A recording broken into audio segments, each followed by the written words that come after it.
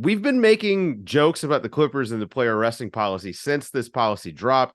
And you wrote that this is actually an NBA problem, not just a Clippers problem. Like, this is pervasive throughout the league. And you actually had the numbers to back it up, which I appreciate. Right. And shout out to John Krasinski too, man. John K.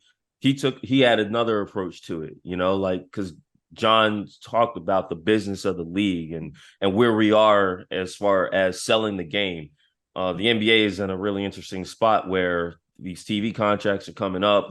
You got a new in-season tournament to get people to pay attention more to the game before the playoffs and before all the, when we're not talking about transactions, because a big part of the NBA conversation is, of course, who's going to change teams and whatnot. And the fact that so many guys change teams, it leaves a lot of these fans who are fans of one team kind of out the dust a little bit, because those guys you're not building with one team as much. Ironically, the one team that has guys that have been building for a while is the Golden State Warriors. And those dudes, when you think of load management, it's like them dudes sat healthy dudes multiple times in the same NBA market, New Orleans. I remember that. Steve Kerr had to talk about what he's doing. And then he was like, you know what? The NBA needs to shorten the season or whatever. Stephen Curry, multiple times, was like, yeah, you guys got to understand this ain't about the players. And that's where I come in covering the Clippers. I mean, I've covered this team for the Athletics since January of 2021. Nobody has seen less as far as the potential amount of games I could have covered with Paul and Kawhi playing to me. Right. Like I spent a whole season seeing the missed games. Bro, I spent a whole season going coast to coast, time zone to time zone, and Kawhi didn't suit up not one time. The only time I saw Kawhi, like, oh shoot, Kawhi on the trip.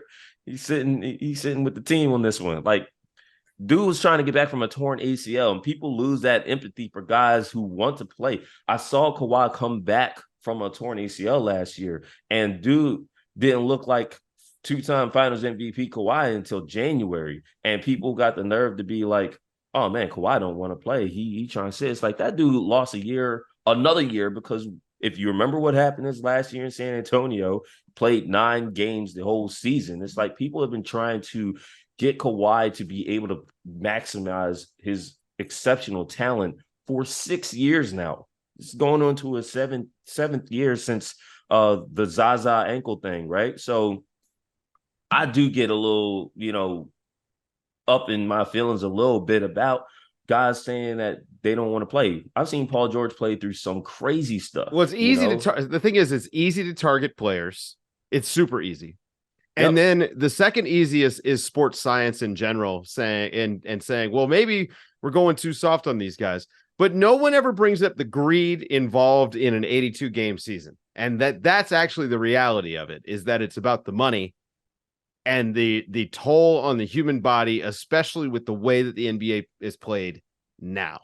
This is not 1980, where the majority of offense required 5 feet of movement for most players, if that.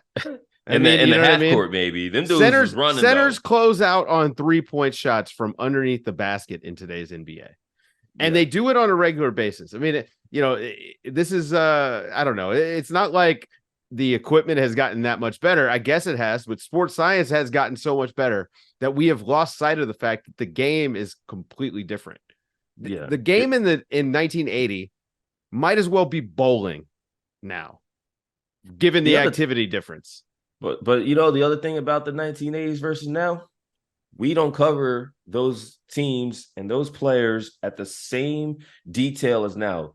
Look now, you get on your phone now, there's an NBA conversation. Somebody's probably having a Twitter Spaces about some crap they saw on Twitter right now. Imagine if that was the case. Probably that Mike James move from the Monaco game that I saw earlier, but did they keep there's real basketball. Did they keep the sprinkler off?